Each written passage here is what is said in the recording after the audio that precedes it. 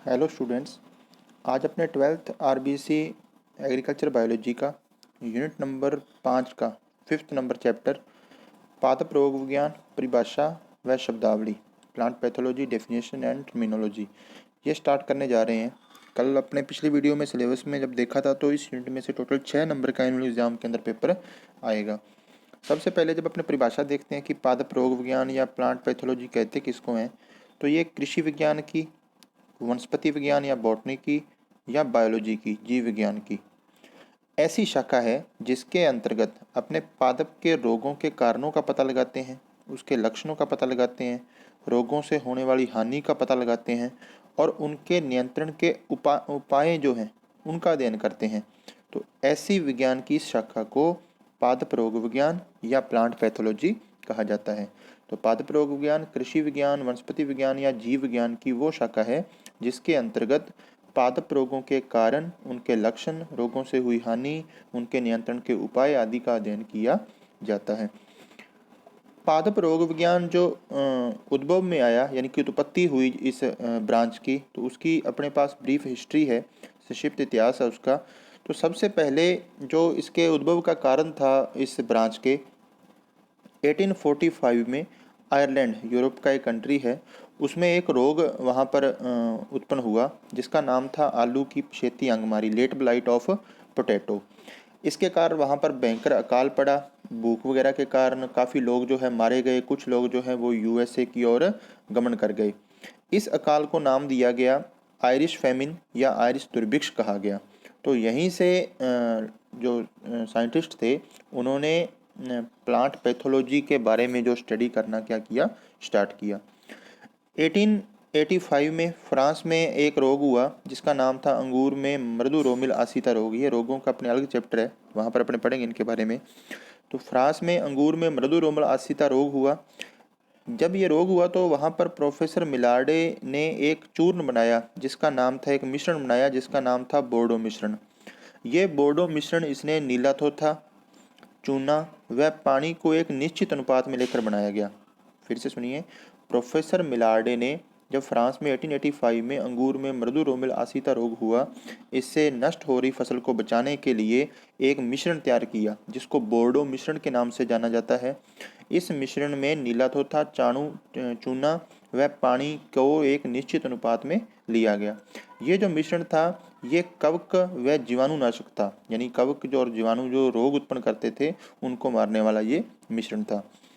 उसके बाद नेक्स्ट अपने देखें तो 1943 के अंदर भारत में चावल का भूरा परिचित रोग आया और इस रोग ने चावल में इतना चावल को नुकसान पहुंचाया कि बंगाल जो है इसे बंगाल में सबसे ज़्यादा इफेक्ट हुआ इस रोग के कारण। तो इस रोग को बंगाल का दुर्भिक्ष या बंगाल फैमिन भी कहा जाता है और इसके कारण भी कम से कम ये माना जाता है कि 20 लाख लोग जो है वो भूख से मारे गए।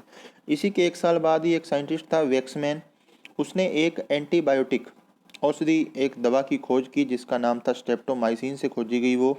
और ये स्ट्रेप्टोमाइसिन जो एंटीबायोटिक थी जो वेक्समैन ने डिस्कवर खोजी थी, ये पादप में जीवाणुओं द्वारा होने वाले रोगों पर नियंत्रण रखने के लिए कारगर जो दवाई साबित हुई। ये याद रखने हैं साइंटिस्ट के नाम भी अपने को और कौन कौन से उसने उन्होंने दवाइयाँ जो औषधियाँ हैं वो खोजी हैं पादप विज्ञान से रिलेटेड। 1966 में दो साइंटिस्ट थे, स्मेलिंग व कुल्का। इन्होंने कार्बोक्सिन नामक एक खोज की पदार्थ की जो एक सर्वांगी कवकनाशी था।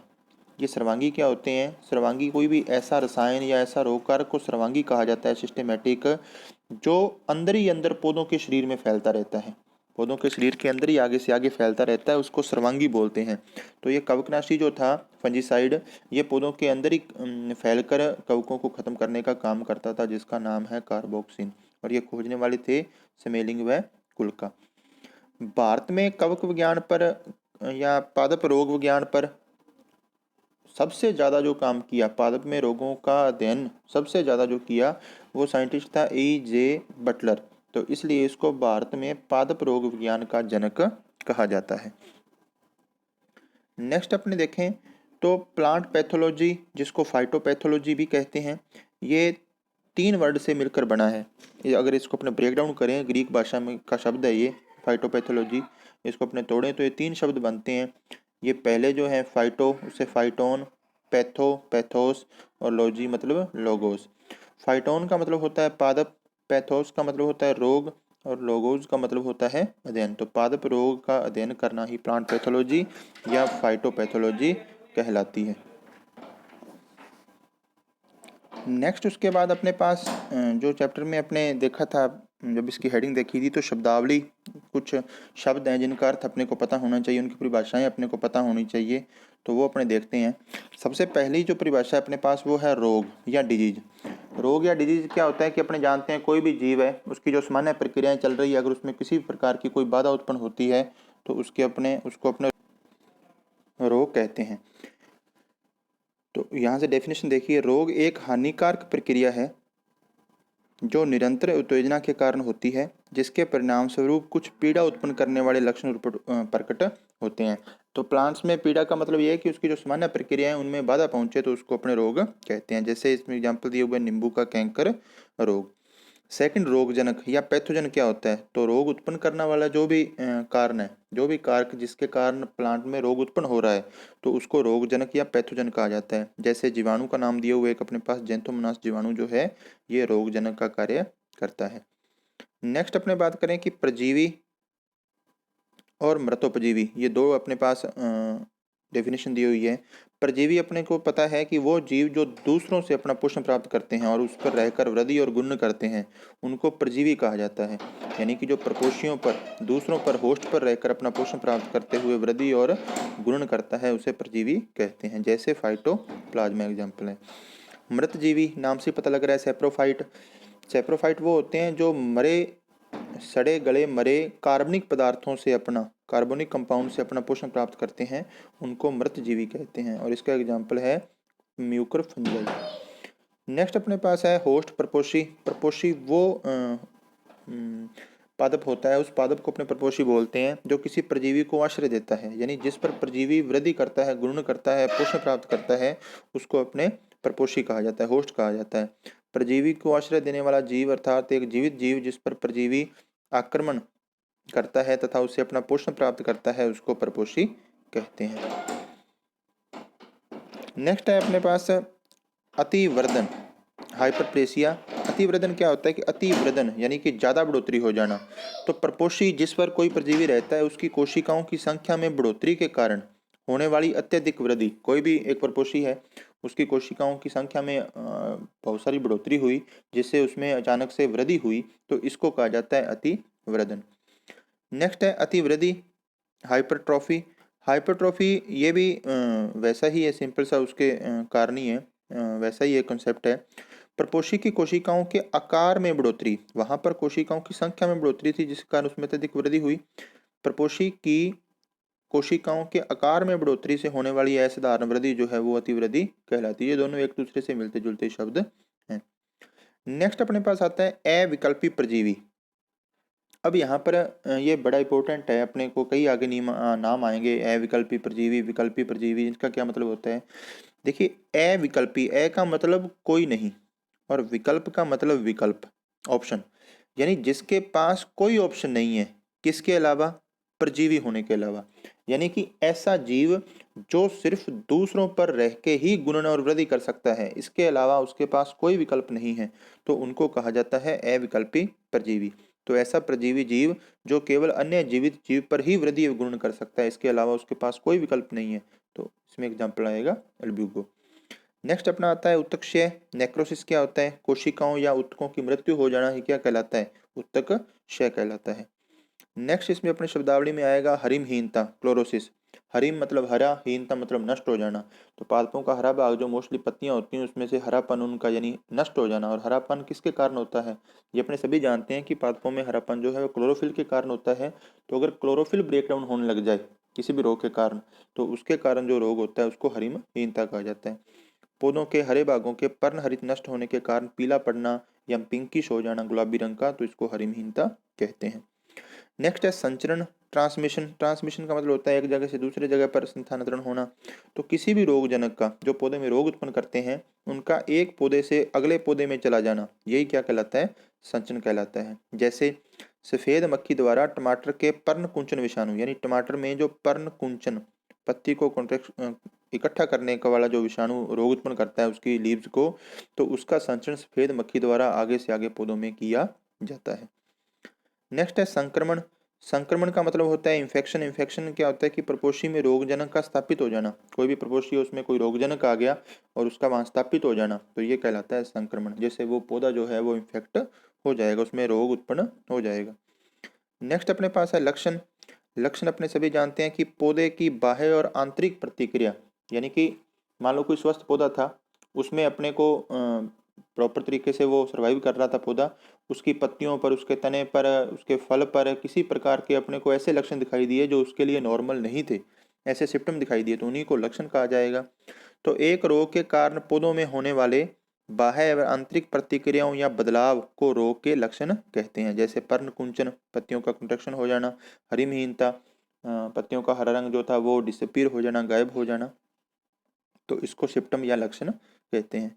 नेक्स्ट है चिन्ह, साइन। तो पौधों के रोगग्रस्त भागों पर, यानी कि पौधे के अंदर मान लो पत्ती पर कोई भी पत्ती जो है वो रोगग्रस्त हो चुकी है, तो उस भागों पर रोगजनक जिसने वो उत्पन्न किया या उसके भाग जो है वो ही रोग चिन्ह कहलाते हैं, यानी जो अपने वो निशान छोड़ता है वहां पर उनको रोग चिन्ह कहा जाता है। जैसे छाछिया व तुलासिता रोग, ये छाछिया व तुलासिता रोग, छाछिया जो है ये बेर, जीरे अंदर आदि के अंदर अपने देखने को मिलता है, ये अपने आगे पढ़ेंगे। नेक्स्ट अपने पास आता है निवेश द्रव्य। निवेश द्रव्य क्या होता है? इनकुलम रोगजनक का वो भाग होता है, यानी पैथोजन का वो पार्ट जो पौधे के संपर्क में आता है और संपर्क में आकर उसमें संक्रमण स्थापित करने की क्षमता रखता है। फिर से सुनिए, रोगजनक का वह भाग जो पौधे के संपर्क में आकर उसमें रोग उत्पन्न करने की क्षमता रखता है, उसको कहा जाता है निवेश द्रव्य या इनोकुलम कहते हैं इसको। नेक्स्ट है अपने पास वाहक या वेक्टर। वाहक या वेक्टर होते हैं जो एक पौधे से अगले पौधे में रोगों को पहुंचाने का काम करते हैं। जैसे सफेद मक्खी, ये पीछे भी आ चुका है। तो वे प्राणी जो रोगजनक को एक स्थान से दूसरे स्थान पर संचारित करता है उसे वाहक या वेक्टर या रोगवाहक कहा जाता है, जैसे सफेद मक्खी। नेक्स्ट आता है पांडुरता। प्रकाश के अभाव या अंधकार में पौधों का पीला पड़ जाना। प्रकाश की कमी या अंधकार के कारण पौधों की पत्तियों का पीला पड़ जाना, ये पांडुरता कहलाती है। उसके बाद नेक्स्ट अपने पास आता है एकांतर प्रपोषी। अल्टरनेट होस्ट क्या होता है? अल्टरनेट नाम से ही पता लग रहा है कि दो अलग अलग जातियों के प्रपोषी पौधे होंगे इसके अंदर। ये मान लो ये एक पौधा है, ये दूसरा पौधा है, और उनमें से वह पौधा, वो एक पौधा जो कुछ कवकों का जीवन चक्र पूरा करने के लिए आवश्यक होता है, उसको एकांतर प्रपोषी कहा जाता है। मान लो दो अलग अलग जातियों के पौधे हैं, उन अलग अलग जातियों के पौधों में से एक पौधा जो है वो कुछ कवकों के जीवन चक्र को पूरा करने के लिए काम में आता है, तो उस पौधे को कहा जाता है एकांतर प्रपोषी। इसमें अपने पास एग्जाम्पल दिया हुआ है, जैसे पक्सीनिया ग्रेमिनस टिटिसाई कवक जो है, इसके हेतु बरबारी झाड़ी जो है ये एकांतर प्रपोषी का कार्य करती है।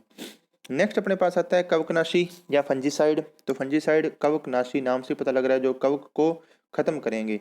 तो कोई भी पदार्थ, और ये मुख्यतः रासायनिक पदार्थ होंगे, रासायनिक यौगिक होंगे जो कवक के लिए विषैला हो, वह कवक को मारने में सक्षम हो, उसको कवकनाशी कहा जाता है। इसमें काफी एग्जाम्पल अपने पास मैंकोजेब, थायरम, कार्बेंडोजम, तो ये सारे के सारे जो है ये फंजीसाइड या कवकनाशी कहलाते हैं।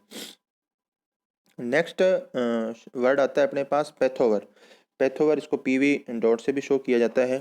तो ये पैथोवर क्या होता है कि कोई भी मान लो रोगजनक है, कोई भी एक जीवाणु है, उसका वो रोगजनक के रूप में काम कर रहा है, उसकी जाति का एक और विभाजन कर दें अपने, जो उसकी स्पीसीज है। देखो रोगजनक का नाम अपने दो वर्ड होते हैं, उसमें एक वंश होता है, एक जाति होता है।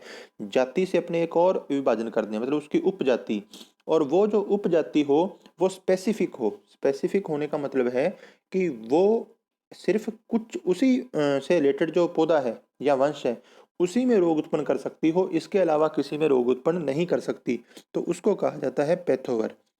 जीवाणु की रोगजनक जाति का एक उपविभाजन जो केवल पौधे की एक निश्चित जाति या वंश को ही संक्रमित कर सकता है। जैसे सुनिए, जैंथोमोनास एक्जोनोपोडिस, ये एक जीवाणु है जिसका पैथोवर है सिट्राई, यानी ये उपजाति है इसकी। ये केवल सिट्रस फैमिली को ही क्या कर सकती है, संक्रमित कर सकती है, तो इसको कहा जाता है पैथोवर। नेक्स्ट अपने पास आता है रोग चक्र। रोग चक्र मतलब कोई भी रोग जो अपना पूरा का पूरा उसका चक्कर है एक, तो रोग होता जिसके कारण है, उसी का जो जीवन चक्र होगा वो उससे रिलेटेड है। तो किसी भी रोगजनक पौधे के रोग के विकास में सभी घटनाएं जो होती हैं, जिसमें रोगजनक का विकास कैसे हुआ, उसकी विभिन्न अवस्थाएं, मतलब उसका जीवन चक्र कैसा था, इस पर प्रपोषी पर जिसमें वो रोग हो रहा है उस पर क्या प्रभाव पड़ा, ये सारी जो घटनाएं हैं ये रोग चक्र कहलाती है। नेक्स्ट वर्ड जो पहले भी आया था सर्वांगी, सिस्टेमेटिक, तो ये पहले भी बताया था, ऐसा रसायन या रोग कारक जो अंदर ही अंदर पौधे के शरीर में फैलता रहे उसको सर्वांगी कहा जाता है। और इसमें एग्जाम्पल है अपने पास विषाणु रोग कारक व कार्बेडिज्म कवकनाशी। नेक्स्ट अपने पास आता है प्रतिजैविक या एंटीबायोटिक। एंटीबायोटिक क्या होता है कि ये एंटीबायोटिक जो होती है अपनी औषधियाँ लेती हैं एंटीबायोटिक, तो ये सूक्ष्म जीवों द्वारा तैयार होती हैं और दूसरे सूक्ष्म जीवों को मारने के लिए प्रयुक्त होती हैं, तो उनको एंटीबायोटिक कहा जाता है। एक सूक्ष्म जीव द्वारा उत्पन्न रासायनिक पदार्थ जो दूसरे सूक्ष्म जीवों के लिए हानिकारक होता है, जैसे पेनिसिलिन। लास्ट अपने पास शब्दावली में वर्ड है फाइलोडी। फाइलोडी पुष्पीय भाग जो होते हैं पादप का, उनका पत्ती जैसी संरचना में परिवर्तित हो जाना, रूपांतरण हो जाना। फिर से सुनिए, पादप के पुष्पीय भागों का पत्ती सदस्य संरचनाओं में परिवर्तित हो जाना, यह कहलाता है फाइलोडी। और इसमें एक रोग अपने दिए हुए तिल का फाइलोडी रोग। ओके स्टूडेंट्स, आज के लिए इतना ही। नेक्स्ट वीडियो में इस चैप्टर का अपने अगला पार्ट करेंगे।